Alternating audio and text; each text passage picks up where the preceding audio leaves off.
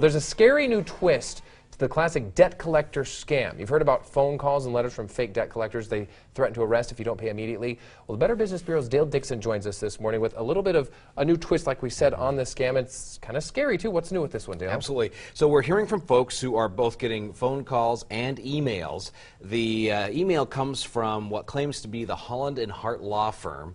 And so that's scary number one. Holland and Hart has an office in Boise. Big and reputable, too. Big and reputable law firm. They have nothing to do with this. I want to be sure that that's up front. So they have nothing to do with that.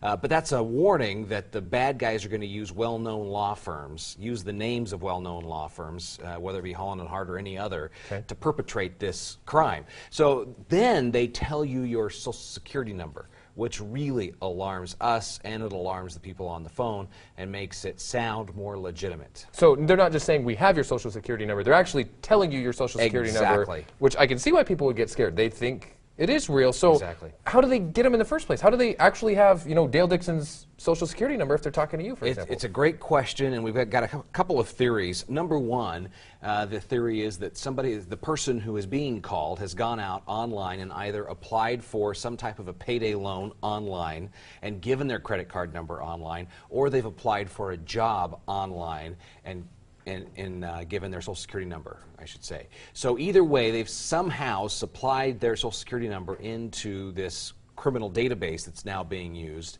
to call on the debt collector scam. And it sounds like it's a wide range, too, not even just the questionable stuff where people fall for something online, but like you said, even applying for a job, something as simple as that, and they're phishing it that way? Click on an online ad, and that initial job application has a space for a Social Security number. That's a big red flag for folks. Don't provide that in a job application on the first time out. Not until you've met the employer and you've been given the job do you give that information. All right, so specifically on the scam itself, though, if you do get contacted and they read you your Social Security number, what are you going to do? Well, number one, don't believe it.